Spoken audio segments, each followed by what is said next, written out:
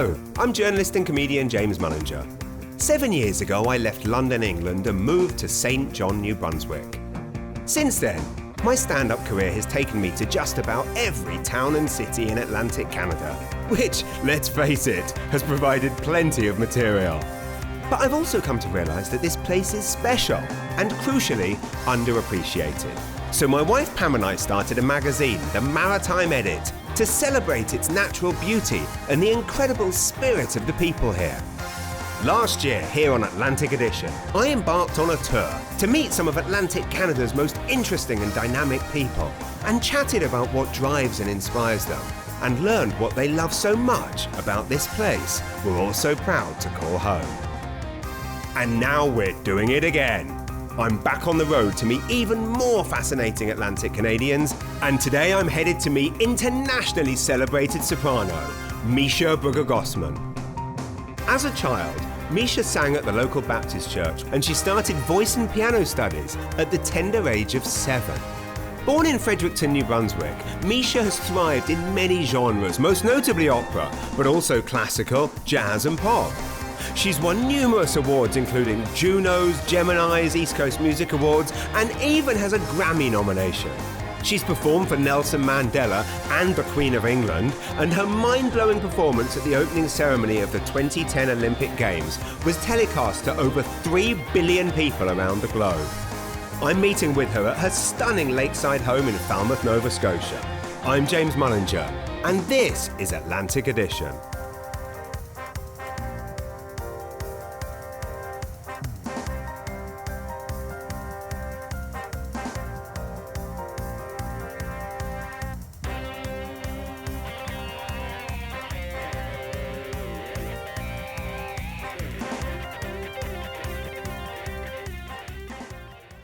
Hello there. I'm headed to meet Measha Brueggergosman-Lee, one of the world's most respected opera singers who proudly hails from right here in the Maritimes. I saw her live at the Area 506 Festival in St. John over the summer, and her performance was simply transformative. But it was reading her autobiography, Something Is Always on Fire, My Life So Far, that touched me deeply.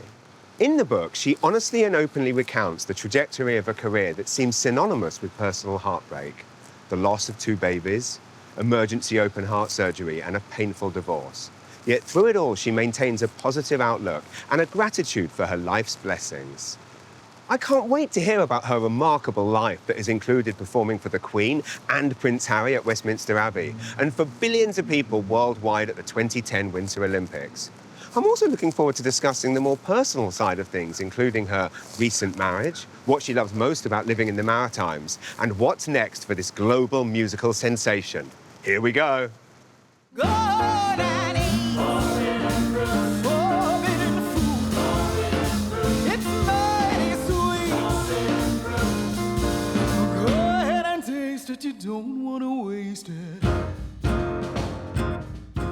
Hi. Measha. Welcome. Thank you for coming. Oh my goodness, Oh my goodness. such an honor to meet you. Thank you, in this undisclosed location that no one will ever find. Wow. No one will ever know. What can we call this? Can we call this rural Nova Scotia? It is rural Nova Scotia. Like, honestly, I'm gonna shout out my Annapolis Valley peeps, wink wink. Like, no, it's heaven, and I'm so glad you came, and welcome, all crew, everybody. Thank I'm happy you. to have you here. How many years have you been in this property? Well, I came here, this is my 9th winter. Wow. So I did come into this house with my first baby and my husband, and we had our second baby here, 2 boys. And so I just think it's important that it not be seen as something that is like unattainable. Exactly. You know what It's I not mean? unattainable. Like, please don't think that I am anything but currently poor.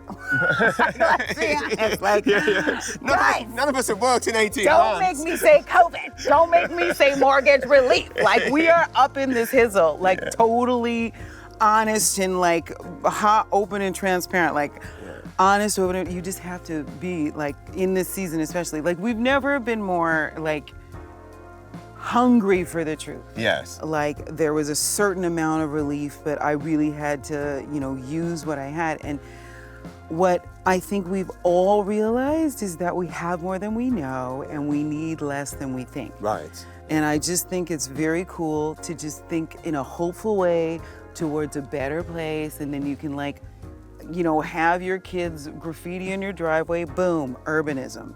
You can literally just create whatever it is you want. Yeah.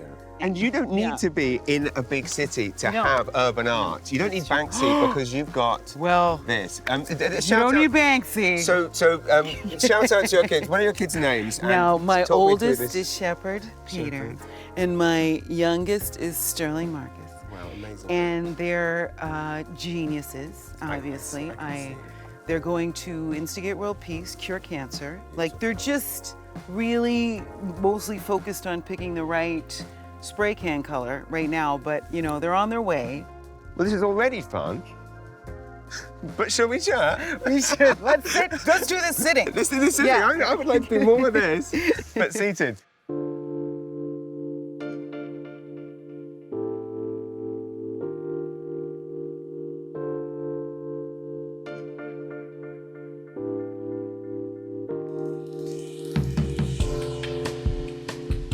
I mean, it's not a bad view, is it? I just want to really congratulate the set designer. Yes, yes.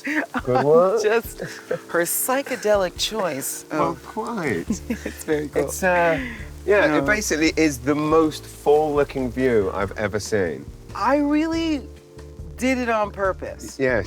We appreciate it very much. Oh. I mean, this house and this property it is in itself so reflective of your life as a mother, as a touring artist. I mean, moving here was a choice that you made for your children, and so you could be closer to your family. Yeah. And you recently got married on this very lake. Guys! Okay, let me take this out. I'm gonna have to Guys. talk about exclusives. Guys! So I met a man named Steven, and he is amazing, and we got married. Spoiler alert, we got married. Cheers, Bullwick cider! I've definitely drank Bullwick cider on my wedding day, and Lightfoot and Wolfville champagne, okay? Those are the 2 endorsements I plan on having by the end of the show. How did you and Stephen meet? And when did you realize that you were in love? You come through, and I want to make this as universal as possible, a season of like a bunch of bad choices and bad relationships. Then you find yourself sort of like at a wine bar watching this guitar guy, you know, who has real merit, but you're sort of just not in a place. And then fast forward 3 months, and then you're sort of like, well, isn't that great that his daughter came to see him with her baby, who ran to him? So it was really Steven's incredible, like, devotion and the evidence of how great of a dad he was that attracted me to him. So how did it feel to be standing on that dock, delivering your vows to someone special, someone new, someone who had clearly come along at exactly the right time, and also the person that was clearly right for not just for you, but for your children? And how did it feel to be standing there looking at all of this in front of you, especially after a year like 2020? Okay, well, it was perfect because I only wanted as many people at the wedding as would make it legal. Right. But it was really fun, and my mom comes down, you know, and then Steven's oldest daughter, Morgan, comes down, and she's got her guitar because she's written us a song. Oh, wow. And so it was like, and we all sat out there, and then the Zoom, and the Pastor Daniel's in the kayak, and Steven's in the canoe, and they're staring it out. And then we lose the Zoom connection. Oh my God, of course. Well, if anything says 2020, it's losing the Zoom connection during your wedding. And people were like, they'd only just been told about it. that's- And just to give you an example, like one of my dearest friends, who's a Canadian author of some note, whose name I won't mention, Margaret Atwood, was totally on the call. And I love her so much. And she is giving the wryest well, has anyone seen Measha? Like, where is she? But in the end, when we had a, secure connection and everything was going well, in those like 3-minute spurts, we had Morgan sing a song. And Steven also wrote a song. Oh, wow. Living, breathing poetry. People, it's about me. Beautiful. Fantastic. At my own wedding. So there were tears, obviously. I was probably laughing because it was all just so joyful. Talk me through the teenage you. The teenage you who is growing up in Fredericton and obviously around music and faith and love. But at what point does the teenage you realize that it is possible for them to be a world-renowned performing artist and that they can actually pursue that thing? Well, yeah, I mean, the thing is, it's not odd for me to say this because I wrote a whole book about it where Which is amazing, by the way. Thank you so much. Absolutely love. It made me laugh, cry, touched, inspired. So I appreciate that. It's called Something Is Always on Fire. And I love it because I wrote it in the most honest way. And the reason I wrote so honestly is so that when I say that, you know, my upbringing resulted in what you see, but it like, I was like molested, I was like bullied, I was like fat and morbidly obese. I have had 2 open heart surgeries. I'm through divorce. I had lost 2 babies. Like, I mean, there's real hardship. And I think that's the measure of the joy that I'm promised, right? So it's super important to remember that, you know, what you're stewarding over might not be what you deserve, and what happened to you is not always what you chose, and it's not always your fault. Right. So I mean, let's talk about the highs. I mean, you know, Carnegie Hall and you know, I mean, what was it like? What's the pressure like when you know that you're going to be performing at the opening ceremonies of the Olympics and you know that billions of people around the world are going to be watching? And of course, over the years, you've mastered the art of walking out on a stage. But when it's 2 billion people, that's a whole different thing. When it's 2 billion people, it's a different thing, but it's still pretty much the same. Right. And that's where the courage is, because one thing I do know how to do is sing. Like, I can transcend, there's tricks up my sleeve I'll never have to use because it fascinates me. I love the process. It's what has called me. I still remain stumped by it sometimes. And yet there's so much that I built in my singing arsenal of like tricks and toolbox and all that. I love it. It still turns me, and opera lights me up. Right. Because it's super hard. Like, make no mistake, like you're looking at it wondering, how does she do that? Yeah, there's a method. Right. And it is like complicated. It's not natural. So when did you realize that it was going to open doors and make a living? Like, talk me through the transition from working hard, practicing, training, studying, and then suddenly actually getting paid to do it. Well, I was sort of the town singer in Fredericton for all your bar and bat mitzvah, wedding, funeral needs. So I was constantly singing. I was also competing in the Fredericton Music Festival and winning, which is cash prizes.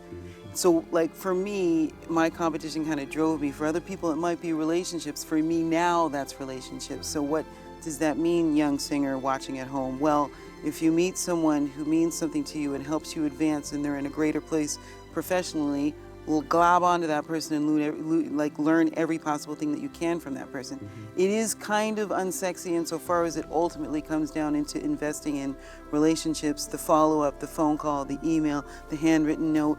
All that stuff is work. Yes, it's true. I mean, I often joke to people, but it's true that I spend more time as a performing artist at a desk than I actually did when I had a desk job because of all of those relationships and admin and things that... And I often say I spend like 6% of my career on stage. Right. You have to be in it for like the 94% that's like... making those 6% happen. Woke up this morning with my mind stayed on freedom. Woke up this morning with my mind. Can you talk me through like your career highlights, personal career highlights? Yeah. And again, it doesn't necessarily even have to be the ones that people would put first on on a bio. What are the things that for you felt like milestone moments, and are the things that you think of on a dark day and you want to feel cheered up? Ooh. I made a film called Forgotten Coast, really telling this really important story of like Africville. I'm a 7th generation Black loyalist. You know, these things are just truth, and I believe we're in an era where we can tell stories that, you know, reveal the reality of the residential schools, that reveal the reality of the climate crisis, that reveal the racial discrimination and discrepancies. It can reveal these things, and it doesn't have to be emotional. You know, we can simply decide this time is over, we will act in a new way. And we can educate. And it's an opportunity. Yeah. Because we get to solve these problems. Certainly when it comes to things like Africville and indeed great Black Atlantic Canadians like Abraham Beverly Walker, these people that were not talked about in schools, and now it's starting to happen. But why did it take longer here? Well, what I love about where I come from is that we're not super concerned about the specifics of how we got here. So why would we ask who's coming and going and where and how they got here? Because we're just here. And that goes for the like Chinese store on the corner, and that goes for like the Greek-owned pizza spot, and that this is like they've just always been there. Right. You know, so there's a certain level of total acceptance in the Maritimes. Right, so it's the inclusivity almost of the place that actually makes people be less... It's that, but then there's a certain apathy that sets in. Right. That's the danger. And then the pride within the apathy that we have never done anything. And they've told us we're so welcoming and we love lobster and oh my goodness, we're so great. And then you're like, guys, guys. We're just gonna have to like start from a greater truth. Right. And the greater truth is we have perpetuated these crimes in our like rememberable memory. Right. Like within our lifetimes. Yeah. Like let's just like at least start there and then be like, you know, what does this mean? Well, it means that we can't not know that. Yeah. We can't not like know that. Now, are you guilty of the crimes of your fathers? Of course not. Yeah, there's no loss in No. being informed about injustices of the past that, of course, I mean, in many ways do seep into the present, and indeed, knowledge is power. One of my career highlights to like just bring it super home was singing in Westminster Abbey like 2 years ago for the Queen and like Prince Harry's. People can go back in the social medias and see like just how excited I was. Ginger Spice was there, okay? I sat down, like, and Annie Lennox gave me a, like, attaboy. And she was, like, sitting next to her husband, listen, I have them in my phone, okay? I just want to be clear about this. I am not even shy about how crazy that was. I'm from Nashwaaksis, okay? And I was like, look at broken goods. I can't even. And then afterwards, she was at the reception and introduced me to Ginger Spice. See, some people get to see the Queen. To get the Queen and Jerry Halliwell in one room, that's the dream right there. Yeah, and beyond Jerry, Harry. As in, the Prince done married my sister Meghan, and I'm like, what the actual? This was before, and I really feel like he gave me an extra look. Like, he was before Meghan. So I was like, no, you know, I have an early flight. So I really enjoyed that. Do you let yourself enjoy those moments? Oh my goodness. Yeah. I'm like arms crossed, memorizing with my eyeballs, just trying to not forget this crazy, crazy scene. I was sandwiched between James Taylor and Shaka Khan, and then Joni Mitchell was here, and James was exchanging Joni Mitchell lyrics with Shaka while Joni confirmed them, while chain smoking in her sunken King Edward Hotel suite after she had just been inducted into the Canadian Songwriters Hall of Fame. The only reason I was there is because I was singing Both Sides Now, which people watch on YouTube all the time, and Big Yellow Taxi. I also don't think there's anything egotistical about walking on stage for a colossal gig like any of the big shows we're talking about and feeling good about it. It's so weird that my workday ends in applause. Like, I'm perfectly aware of how odd that is. And starts. Yeah, I mean, and... you walk out to a standing ovation before you've even done anything. It's like, why are people on their feet for this woman? She's just arrived at work. I was like, I just showed up, but I'll tell the designer of this dress. You know, I can't. I find it so, such a place of privilege. Like, I'm not in any way not in on the joke. Like, I walk out and I was like, at any moment, they're gonna figure out that I don't belong here. And I don't have imposter syndrome. I'm just grateful. Right.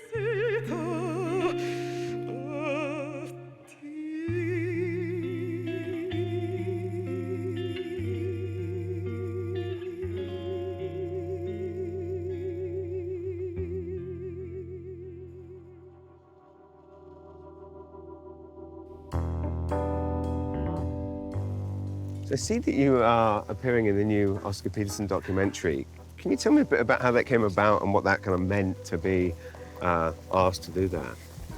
Well, I mean, we've always known that Oscar was crucial to the Canadian, piano, composition, performance, landscape, just our ambassador worldwide. Yeah. Anybody who knows anything about Canadian piano knows Oscar Peterson and Glenn Gould. And most of the time they don't know they're Canadian, but that's like a whole other show. And I think we've established really in it for the backstage. Like, I'm really in it for what's happening backstage. My parents came up, their daughter was singing, for the Queen, and Oscar was on the program, and we had dressing rooms next to each other. Nice. My entire goal was to get my father and Oscar Peterson in the same room. And just to have them meet. And so we got the security to bring my parents back. Measha would like her parents. They're like the only black people there. So they weren't hard to find. And so he was, seated there, and my dad came in, and they'd already played. Oh, right. That was the other thing. Yeah. So they were just kind of like hanging out. And my dad and Oscar spoke like they chatted the whole second half of the concert. And I like to take full credit for that happening. Yeah, that's a beautiful thing. I mean, when you think about your father and his legacy, does it make you think about your own legacy? And if so, what would you like that to be? Oh, just a tiny question. What would I like my legacy to be? Yeah. So what do you want people to say after you've gone to glory? And is it like streets named after you, libraries? Those things will happen. Cities, I don't know. I don't want to aim too small. No. In that vein, I think, I'd like a legacy of having stewarded over more than just my, own personal selfish ambition. Like, I want to have stewarded over much, much, much more. And I fully expect my sons to turn to me and be like, racism is still a thing? Like, what is going on? Right. And you're like, that is so true. And it isn't actually that complicated. It's just unsexy. Yeah. And it's like, it's the uncomfortable for a time, right? It's only uncomfortable for a time when, it becomes really unfashionable and unprofitable to be a bigot.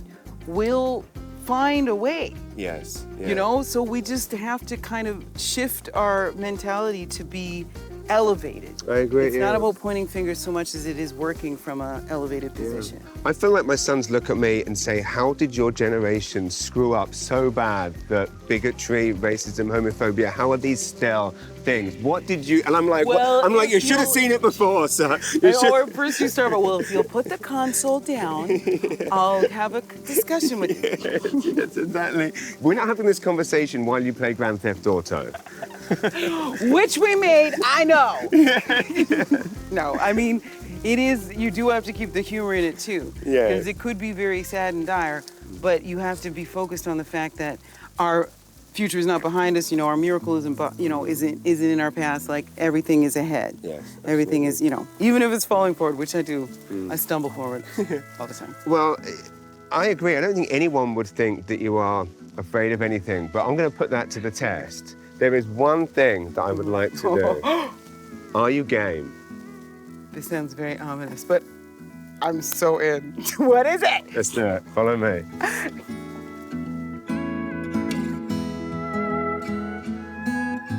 Nos heures sont des rivières qui coulent en folle frénésie. Measha, thank you for an amazing day.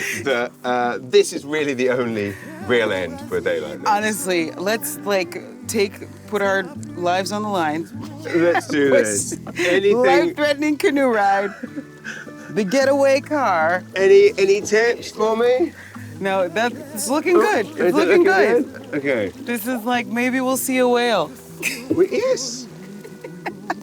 We are living the dream. And sorry, am I splashing you? No, you're Okay. not. You're doing so great. You're doing so great.